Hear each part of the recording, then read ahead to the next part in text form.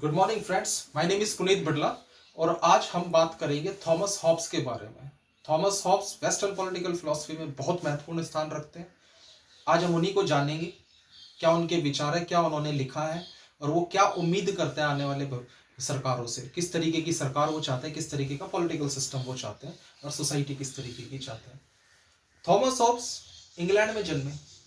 अब हमें किसी भी पॉलिटिकल फिलोसफर को जानने के लिए, चाहे वो इंडियन पॉलिटिकल फिलोसफर हो या वेस्टर्न हो या फिर ईस्टर्न हो, कहीं से भी हो, किसी भी पॉलिटिकल फिलोसफर को जानने के लिए ये जरूरी हो जाता है कि हम उस दौर को जाने जब वह जीवित थे या जिन परिस्थितियों में वो जी रहे थे। यानी कि थॉमस हॉब्स को जानना है अगर हमें, तो हमें उस समय के इंग्लैंड की परिस्थितियों का बारे में वेल अवेयर हमें होना चाहिए।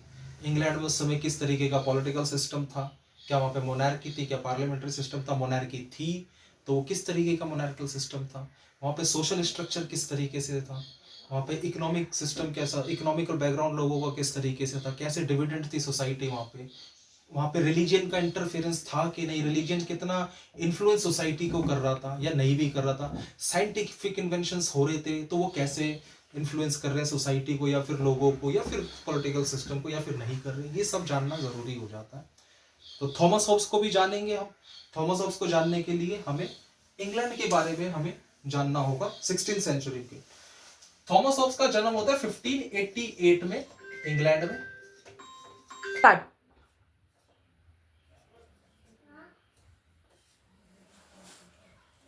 थॉमस हॉब्स का जन्म होता है 1588 में और इनकी डेथ होती है 1679 में इंग्लैंड में। इनका जन्म होता है कहाँ? इंग्लैंड में। यानी कि हमें ये जरूरी हो जाता है थॉमस हॉब्स को जानने के लिए 16th सेंचुरी के इंग्लैंड की परिस्थितियों के बारे में जानना। इंग्लैंड में क्या सिस्टम चल रहा है इस वक्त, इंग्लैंड में क्या परिस्थितियां। इंग्लैंड में है राजशाही यानी कि मोनार्की जिसको बोलते हैं। इंग्लैंड में है मोनार्की और ये कंटिन्यू वहां पे लंबे समय से चलती आ रही है। अब क्योंकि लंबे समय से कोई चीज चलती आ रही है तो डेफिनेटली उसका रिटेलिएशन होगा। कुछ लोग होंगे जो उस सिस्टम को अपोज करेंगे, जो उससे मेल नहीं खाएंगे, उस आइडियोलॉजी से या उस सिस्टम से। तो इस मोनार्की को अपोज करते हैं कुछ लोग और पार्लियामेंट्री सिस्टम की वो डिमांड करते हैं। तो 16th सेंचुरी में एक वॉर क्रिएट हो जाता है, यानी कि दो तरीके के, दो आइडियोलॉजी के बीच में एक तरीके से। कुछ लोग होते हैं जो मोनार्की को सपोर्ट करते हैं और कुछ होते हैं जो पार्लियामेंट्री सिस्टम चाहते हैं। यानी कि रेवोल्यूशन होती है इंग्लैंड में 16th सेंचुरी में। इंग्लैंड में हो रही है रेवोल्यूशन और इस रेवोल्यूशन का ये जो चल रहा है ये एक स्पॉन्टेनियस प्रोसेस है। ये लगातार 30 साल तक चला, 1618 टू 1648। ये 30 इयर्स एक तरीके से वॉर काइंड ऑफ इंग्लैंड में देखने को मिला। अब ये जो रेवोल्यूशन का मतलब चेंज, यानी कि मोनार्की है वहां पे भी और पार्लियामेंट्री के सपोर्टर्स जो है, पार्लियामेंट्री सिस्टम जो चाह रहे हैं वो चेंज चाहते हैं, वो मोनार्की को हटा के पार्लियामेंट स्टेब्लिश करना चाहते हैं वहां पे, यानी कि रेवोल्यूशन चाहते हैं। अब ये जो रेवोल्यूशन जो है, रेवोल्यूशन पीसफुल भी हो सकती है और नॉन वायलेंट भी हो सकती है, लेकिन इंग्लैंड में जो रेवोल्यूशन जो हो रही है ये वायलेंट रेवोल्यूशन है, यानी कि यहाँ है ब्लड शेड हो रहा है, बड़े स्तर पर ब्लड शेड देखने को मिलता है 16th सेंचुरी के फर्स्ट हाफ में इंग्लैंड में ब्लड शेड है। अब ये ब्लड शेड जो रेवोल्यूशन जो चल रहा है वहां पे, ये डायरेक्टली और indirectly it impacted the thought process of this man Thomas Hobbes. अगर हम अपने ही ऊपर एक ले लें, अपना ही एग्जांपल ले लें, सपोज डेट के आप आप कहीं बाहर जाते हो, you are going somewhere to school और कॉलेजेस और अपने इंस्टीट्यूट कहीं भी जा रहे हो। अगर आप रास्ते में देखते हो कि आपने स्कूल जाते जाते या कॉलेज जाते जाते ही आपने 2-3 मर्डर्स देख लिए, ब्लड शेड देख लिया आपने, आपस में लोग लड़ रहे हैं, there is no law and order, there is no police and totally एक अनैर्की मतलब सिस्टम में देखने को मिलती है, तो आपके अंदर कहीं ना कहीं डेफिनेटली एक insecurity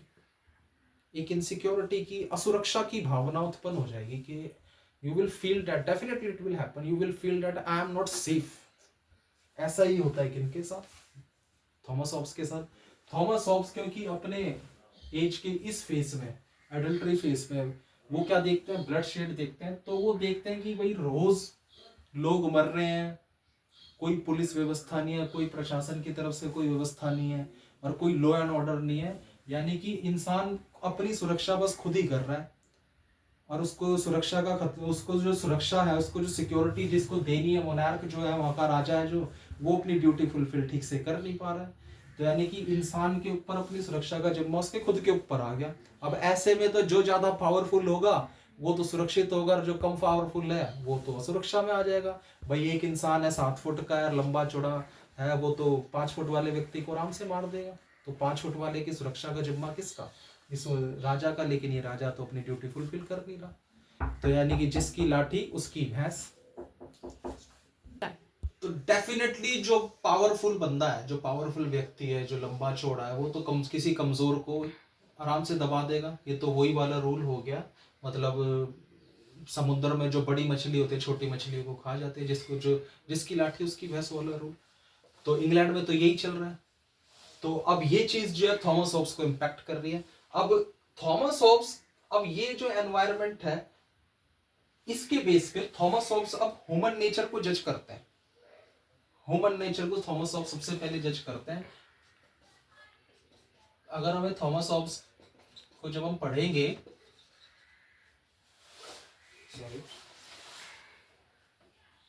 human nature, Thomas Hobbes को पढ़ना है जब हमें, तो हमें उनको क्या क्या पढ़ना है कि भाई वो ह्यूमन नेचर के बारे में क्या कहते हैं। और वो अपनी थ्योरी देते हैं, सोशल कॉन्ट्रैक्ट की थ्योरी देते हैं। वो इस सोशल कॉन्ट्रैक्ट के फर्स्ट थिंकर है। अगर हमें थॉमस हॉब्स को जब हम पढ़ेंगे,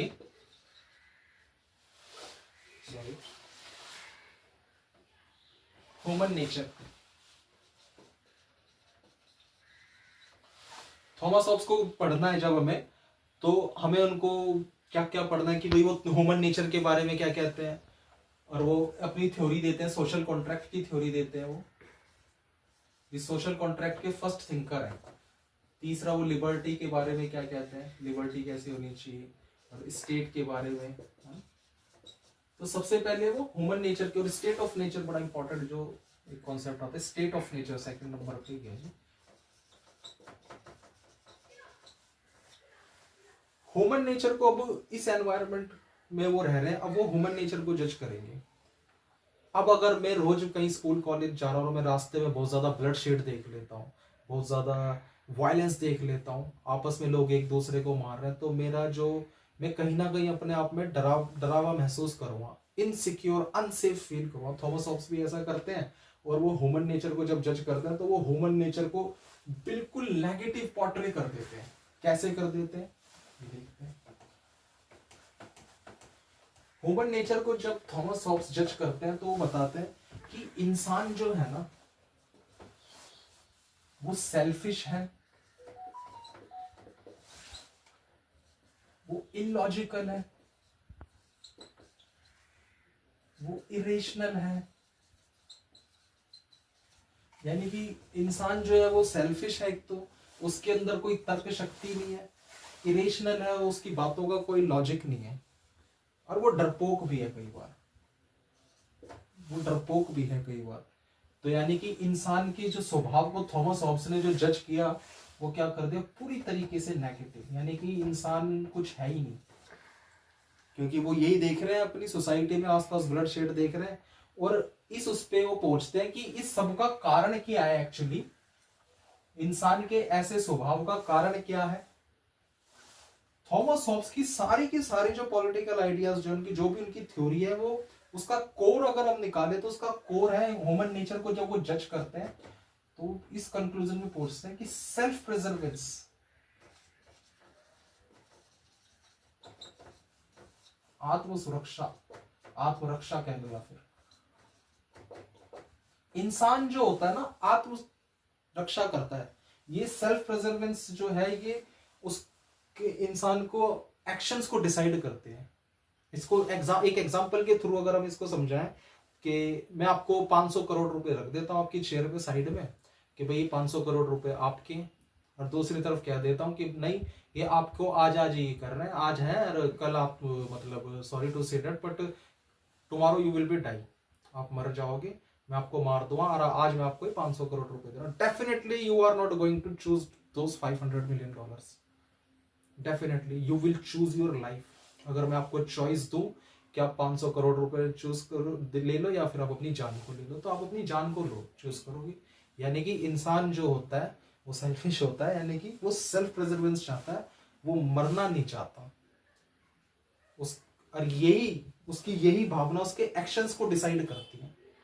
तो ये सेल्फ प्रेजर्वेंस की भावना ही उसको सेल्फिश बनाती है, उसको लॉजिकल, इरेशनल और डरपोक सब कुछ यही बनाती है। तो ह्यूमन नेचर को जो जज करा थॉमस हॉब्स ने, क्लियर है, वो एकदम नेगेटिव करा। और उसका बेस क्या था? सेल्फ प्रेजर्वेशन, सेल्फ प्रेजर्वेंस, यानी कि आत्मरक्षा।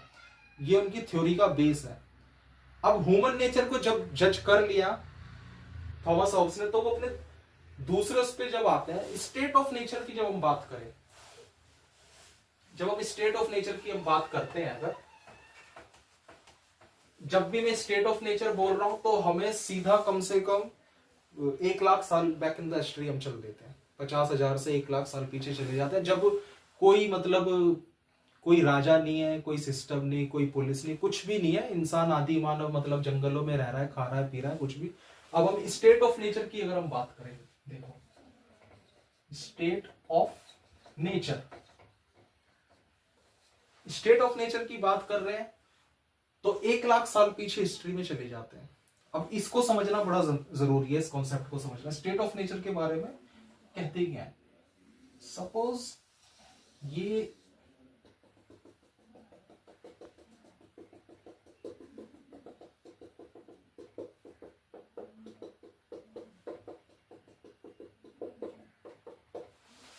स्टेट ऑफ नेचर है।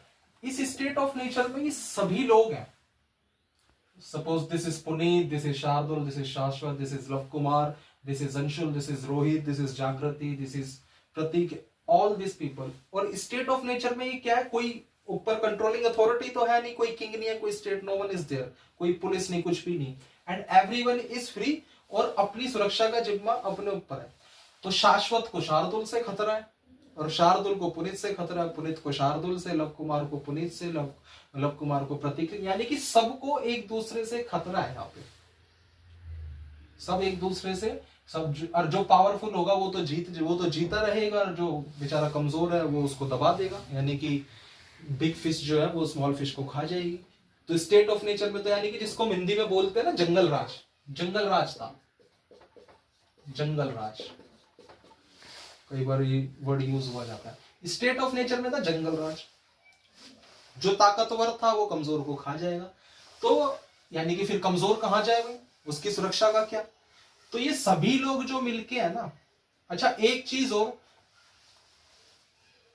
थॉमस हॉब्स जिस एरा में है 16th सेंचुरी में, इंग्लैंड में कुछ साइंटिस्ट्स ने जन्म लिया। वहां पे थोड़ा साइंटिफिक टेम्परमेंट वहां पे लोगों का होने लगा, सोचने लगे, विचारने लगे। इस चीज ने, और इस चीज का काफी हद तक ये थॉमस हॉब्स के आइडियाज को भी पुश करते हैं। जैसे एक वहां पे आइजैक न्यूटन का आपने नाम सुना होगा कि भाई इन्होंने ग्रेविटेशनल फोर्स के बारे में बताया है ना, और एक गैलीलियो का भी। तो इस तरीके के साइंस वहां पे आ गया इंग्लैंड में, वहां के लोगों का, वो सोचने लगे, विचारने लगे। थॉमस हॉब्स पे भी इसका असर पड़ा सीधी तो तरीके से। तो थॉमस हॉब्स जो अपनी स्टेट ऑफ नेचर की जो थ्योरी जो दे रहे हैं, इसमें कहीं ना कहीं वो फिजिक्स का यूज कर रहे हैं, साइंटिफिक अपना दिमाग लगा रहे हैं, फिजिक्स का यूज कर रहे हैं। कैसे कि भाई ये स्टेट ऑफ नेचर में ऐसा था, ह्यूमन टेंडेंसी इस तरीके की थी, जैसे एटॉमिक थ्योरी होती है ना, एटम्स आर फ्रीली मूव करते हैं इधर से उधर, कोई इधर जा रहा है, कोई इधर जा रहा है, कोई इधर। स्टेट ऑफ नेचर में भी ऐसा ही था, यानी कि कोई कंट्रोलिंग अथॉरिटी नहीं है, कोई लॉ एंड ऑर्डर नहीं है, कोई किंग नहीं, कोई स्टेट इज नथिंग। अपनी सुरक्षा का जिम्मा अपने हवाले, खाओ पियो और अपने जिंदा रहो, अपने सुरक्षा खुद करो। यानी कि जो कमजोर व्यक्ति है उसकी सुरक्षा का क्या, फिर वो तो बेचारा मारा जाएगा। तो स्टेट ऑफ नेचर थी जंगल राज, एनार्की पूरी तरीके से। तो अब ये जो है सेल्फ प्रेजर्वेंस, जैसा मैंने अभी आपको बताया, आत्मरक्षा, इंसान अपनी सुरक्षा चाहता है। तो अपनी ये सभी लोग अपनी सुरक्षा को ध्यान में रखते हुए, अपनी सिक्योरिटी के कंसर्न करते हुए एक आपस में एक तरीके का कॉन्ट्रैक्ट करते हैं, एक कॉन्ट्रैक्ट करते हैं ये सब लोग मिलके आपस में। और वहां से निकल के आता है। सपोज करो कि इन सभी लोगों ने मिलके, शाश्वत ने, शार्दुल ने, प्रतीक ने, अंशुल ने, रोहित ने, जागृति ने, इन सब लोगों ने मिलके आपस में कॉन्ट्रैक्ट कर दिया और अपनी सुरक्षा का जो जिम्मा है यानी कि वो दे दिया लव कुमार को। तो वहां से कि वो किंग है, तो वहां से आता है किंग का कॉन्सेप्ट यानी कि स्टेट का कॉन्सेप्ट। ऐसे ही किंग जो है थॉमस हॉब्स के अकॉर्डिंग किंग जो पिक्चर में जो है वो ऐसे आया, स्टेट का कॉन्सेप्ट वो ऐसे देते हैं। यानी कि इन सभी लोगों ने मिलके क्या करा, एक सोशल कॉन्ट्रैक्ट, एक कॉन्ट्रैक्ट करा। इसी को क्या बोलते हैं, सोशल कॉन्ट्रैक्ट की थ्योरी इनकी जो थॉमस हॉब्स की वो यही है। ये सब लोग आपस में मिलकर समझौता करते हैं और वहां से क्या निकल के आता है, परिणाम जिसका निकलता है रिजल्ट, किंग। अच्छा, ये जो किंग है ये रिजल्ट है, ये इस कॉन्ट्रैक्ट की पार्टी नहीं है, ये रिजल्ट है इस कॉन्ट्रैक्ट का, ये इस कॉन्ट्रैक्ट का रिजल्ट है। तो हमने थॉमस हॉब्स को जब हम पढ़ेंगे तो उनके बारे में पढ़ेंगे, human nature, social contract, state of nature, liberty, इनके बारे में। हमने ह्यूमन नेचर देख लिया, ह्यूमन नेचर उन्होंने बहुत नेगेटिव पोर्ट्रे करा। वो ह्यूमन नेचर को जज कैसे करते हैं, क्योंकि उस समय की परिस्थितियां उसके आधार पर ह्यूमन नेचर को जज करता है। फिर वो स्टेट ऑफ नेचर में जाते हैं, स्टेट ऑफ नेचर को देखते हैं कि वो फिजिक्स की थ्योरी का एक तरीके से इस्तेमाल करता है, जैसे एटम्स फ्रीली मूव करते हैं यहां से वहां, ऐसे ही स्टेट ऑफ नेचर में भी इंसान बस इधर से उधर फ्रीली मूव कर रहा था, कोई कंट्रोलिंग अथॉरिटी तो थी नहीं। तो फिर वो क्या करते हैं, एक सुरक्षा, अब एक आत्म सुरक्षा के लिए आपस में सब मिलकर एक समझौता करता है, तो वो सोशल कॉन्ट्रैक्ट हो जाता है। तो हमने स्टेट ऑफ नेचर के बारे में भी थोड़ा आइडिया ले लिया, हमने ह्यूमन नेचर देख लिया और हमने सोशल कॉन्ट्रैक्ट। अब वो बात करते हैं कि भाई लिबर्टी, अगर थॉमस हॉब्स की बात करें, अभी तक सबसे पहले हमें ये बात क्लियर कर लेनी चाहिए कि थॉमस हॉब्स जो है, इंग्लैंड में जो वॉर चल रहा है, जो एक ब्लड शेड जो चल रहा है, रेवोल्यूशन जो चल रही है पार्लियामेंट्री और मोनार्की के बीच में, हमें सबसे पहले तो ये बात अपने आप में क्लियर कर लेना है कि थॉमस हॉब्स जो है वो फेवर करते हैं किसको, मोनार्की को, यानी कि राजतंत्र को, राजा को फेवर करते हैं थॉमस हॉब्स। वो पार्लियामेंट्री सिस्टम के सपोर्ट में नहीं है, वो राजतंत्र को फेवर करते हैं। Got it. अब ये जैसा कि हमने देखा कि ये स्टेट ऑफ नेचर था,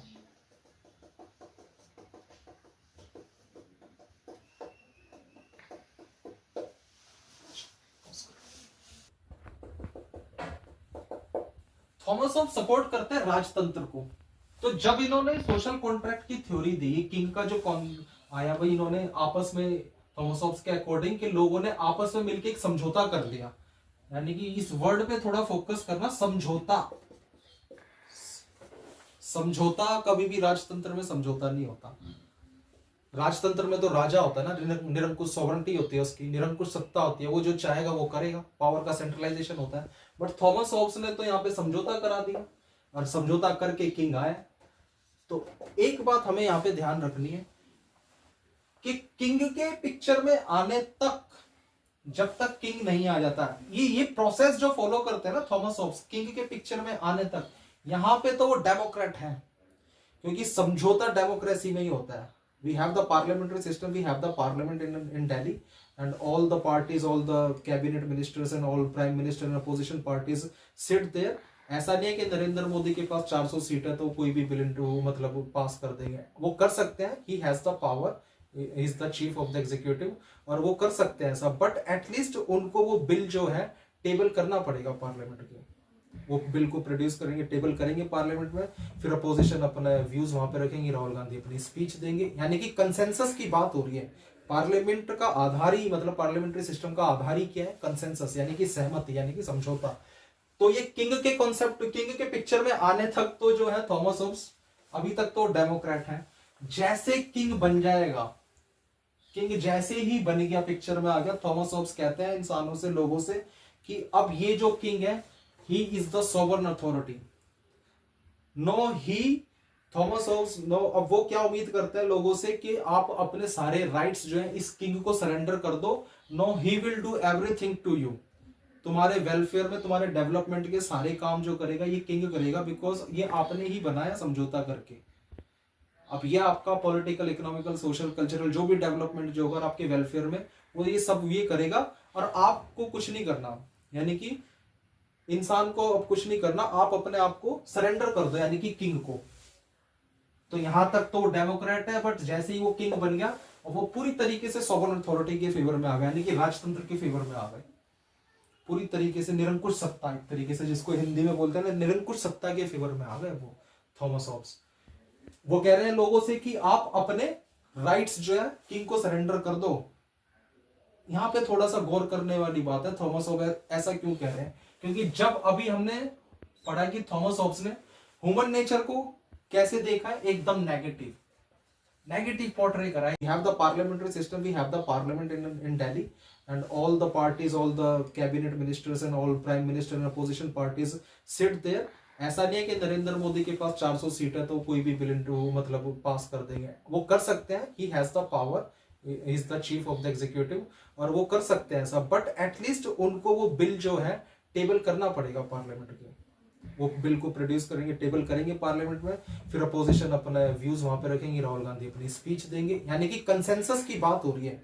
पार्लियामेंट का आधार ही, मतलब पार्लियामेंट्री सिस्टम का आधार ही क्या है? कंसेंसस, यानी कि सहमति, यानी कि समझौता।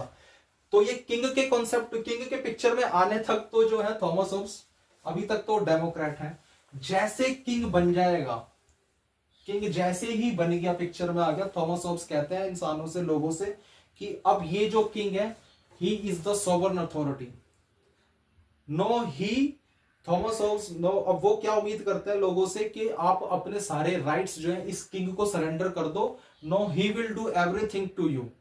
तुम्हारे वेलफेयर में, तुम्हारे डेवलपमेंट के सारे काम जो करेगा ये किंग करेगा, बिकॉज ये आपने ही बनाया समझौता करके। अब ये आपका पॉलिटिकल, इकोनॉमिकल, सोशल, कल्चरल जो भी डेवलपमेंट जो होगा आपके वेलफेयर में, वो ये सब ये करेगा और आपको कुछ नहीं करना, यानी कि इंसान को अब कुछ नहीं करना, आप अपने आप को सरेंडर कर दो, यानी कि किंग को। तो यहां तक तो डेमोक्रेट है, बट जैसे ही वो किंग बन गया वो पूरी तरीके से सॉवरेन अथॉरिटी के फेवर में आ गया, यानी कि राजतंत्र के फेवर में आ गए। पूरी तरीके से निरंकुश सत्ता, एक तरीके से जिसको हिंदी में बोलते हैं ना, निरंकुश सत्ता के फेवर में आ गए वो थॉमस हॉब्स। वो कह रहे हैं लोगों से कि आप अपने राइट्स जो है किंग को सरेंडर कर दो। यहां पे थोड़ा सा गौर करने वाली बात है, थॉमस हॉब्स ऐसा क्यों कह रहे हैं? क्योंकि जब अभी हमने पढ़ा कि थॉमस हॉब्स ने ह्यूमन नेचर को कैसे देखा है, एकदम नेगेटिव पोर्ट्रे करा है, यानी कि वो तो इंसान जो सेल्फिश है, इलॉजिकल है, इरेशनल है, वो तो और अनएथिकल है, सब कुछ है। यानी कि वो तो अपना, जब जो व्यक्ति इतना ज्यादा मतलब सेल्फिश है, इरेशनल है, लॉजिकल है, उसको नॉलेज नहीं है किसी बात की, तो अपना डेवलपमेंट कैसे कर सकता है? वो तो कर ही नहीं सकता। तो थॉमस हॉब्स कह रहा है कि आप तो कर ही नहीं सकते ना अपना डेवलपमेंट, तो आपका डेवलपमेंट भी जरूरी है, तो करेगा कौन? तो वही किंग करेगा फिर। इसलिए आप अपने सारे राइट्स जो है किंग को दे दो, क्योंकि आपके अंदर तो वो कैपेबिलिटी ही नहीं है, आपके अंदर तो स्किल्स ही है ही नहीं कि आप अपना डेवलपमेंट कर पाओ। तो आप अपने सारे राइट्स सरेंडर कर दो और king will do everything for you. Social welfare और इंडिविजुअल वेलफेयर जो भी होगा वो सब किंग करेगा। तो यानी कि वो किस चीज को फेवर कर रहा है? फुल ऑन सपोर्ट करता है वो मोनार्की को, फुल ऑन सपोर्ट राजतंत्र को, किंग को, यानी कि सोवरेन अथॉरिटी। क्योंकि उन्होंने देखा कि इंसान जो है वो लड़ रहा है आपस में, अनैर्की है, लॉ एंड ऑर्डर का सिस्टम उन्होंने अपने आप में देखा, तो एक स्ट्रॉन्ग रूलर की जरूरत कहीं ना कहीं महसूस की जाती है कि स्ट्रॉन्ग रूलर होना चाहिए, तो वो किंग आ गया। अब अगले कॉन्सेप्ट पे अगर हम कंक्लूड करना चाहे, अगले कॉन्सेप्ट पे जब हम बात करें कि थॉमस हॉब्स जो है लिबर्टी के बारे में उनके क्या है, लिबर्टी के बारे में थॉमस हॉब्स क्या कहते हैं? लिबर्टी, इसको भी देख लेते हैं थोड़ा। Name any country in the world right now where there is no democracy. Well, बहुत सी कंट्रीज है यहाँ पे जहाँ पे डेमोक्रेटिक सिस्टम नहीं है, जहाँ पे निरंकुश सत्ता हो, कोई despotism. North Korea, we have a solid example right now here. North Korea में किम जोंग है। डू यू रियली बिलीव, अब क्या आपको ऐसा लगता है कि नॉर्थ कोरिया में स्वतंत्रता है लोगों के पास, लिबर्टी है नॉर्थ कोरिया में लोगों के पास? डेफिनेटली नहीं है। आज अगर हम किसी से भी खड़ा करके पूछ लेंगे कि भाई क्या नॉर्थ कोरिया में लोगों के पास स्वतंत्रता है, लिबर्टी है, कोई भी कह देगा नहीं है। सही बात है, नहीं है, बट यहां हम गलत हो जाते हैं। According to Thomas Hobbes, Thomas Hobbes कह रहा है कि नहीं, वहीं पे लिबर्टी है। थॉमस हॉब्स कह रहा है कि वहीं नॉर्थ कोरिया में ही लिबर्टी है। क्यों? अब इसको ऐसे समझते हैं, सपोज करो you are going somewhere, you are going somewhere for your work, आप पिक करते हो पब्लिक ट्रांसपोर्ट, आपने पब्लिक ट्रांसपोर्ट डीटीसी की बस पकड़ी और आप कहीं अपनी डेस्टिनेशन पे जा रहे हो, अपने घर जा रहे हो, तो क्या आपको लगता है कि आपको रास्ते में पुलिस पकड़ लेगी? जब आपने कुछ करा ही नहीं तो आपको पुलिस क्यों पकड़ेगी? नहीं पकड़ेगी, डेफिनेटली नहीं पकड़ेगी। बट अगर आप पब्लिक प्रॉपर्टी को नुकसान पहुंचाते हो या फिर रास्ते में किसी से लड़ाई झगड़ा करते हो, रेड लाइट जंप करते हो, या कुछ भी ऐसी अनएथिकल एक्टिविटी में एंगेज होते हो, या फिर कुछ भी क्रिमिनल एक्ट करते हो, डेफिनेटली पुलिस आपको अरेस्ट करेगी, आपको पकड़ेगी। यहीं से लिबर्टी का कॉन्सेप्ट वो समझाने की कोशिश करता है। स्टेट ऑफ नेचर में था ना, थॉमस हॉब्स कहते हैं स्टेट ऑफ नेचर में जो था वो एब्सेंस ऑफ लॉ थी, एब्सेंस ऑफ लॉ, यानी कि कानून था ही नहीं, कोई कानून ही नहीं था, जिसके जो मन में आए वो करना है, अपनी सुरक्षा अपने हाथ में। लेकिन ये जो मोनार्की है, जो किंग जब आ गया, इस सिस्टम में लॉ इज साइलेंट, लॉ जो है वो साइलेंट है, यानी कि आप जाओ अपने घर, डीटीसी की बस पकड़ो, मेट्रो पकड़ो, कोई प्रॉब्लम नहीं, कोई दिक्कत नहीं है, आराम से जाओ, कोई पुलिस नहीं अरेस्ट करेगी आपको, कोई कुछ नहीं बोलेगा। बट हाँ, अगर आप डीटीसी की बस के शीशे तोड़ोगे फोड़ोगे तो पुलिस आएगी, आपको अरेस्ट करेगी। यानी कि लॉ साइलेंट है, किंग इज वॉचिंग यू। अगर आप कुछ ऐसी एक्टिविटी करते हो then king will come into the picture, law आएगा और वो आपको अरेस्ट करेगा। फिर तो लिबर्टी कहाँ हुई? लिबर्टी डेफिनेटली इस तरीके से वो बताना चाह रहे हैं थॉमस हॉब्स कि लिबर्टी जो है वो मोनार्की में ही है, स्टेट में ही है, किंग के शासन में ही लिबर्टी है। अगर इसीलिए वो रिवोल्ट का राइट भी नहीं देते लोगों को, वो कहते हैं अगर आप रिवोल्ट करोगे इस किंग के अगेंस्ट तो आप तो वापस उसमें स्टेट ऑफ नेचर में चले जाओगे। स्टेट ऑफ नेचर में तो मतलब वही जंगल राज है, आपके पास लिबर्टी नहीं है, लिबर्टी है ही नहीं। लिबर्टी कहाँ है? यहाँ है, राजतंत्र में। यानी कि आप वो फिर किंग के अगेंस्ट रिवोल्ट का राइट भी नहीं दे रहे थॉमस हॉब्स। तो लिबर्टी का कॉन्सेप्ट वो बताता है कि लिबर्टी का है राजतंत्र में, मोनार्की में, क्योंकि यहाँ पे लॉ साइलेंट है। ये आज जो मैं एक ओवरऑल ऊपर से मैंने आपको आइडिया दिया थॉमस हॉब्स के बारे में, और मैं समझता हूँ मैं काफी हद तक आपकी समझाने में कामयाब भी रहा हूँ। धन्यवाद।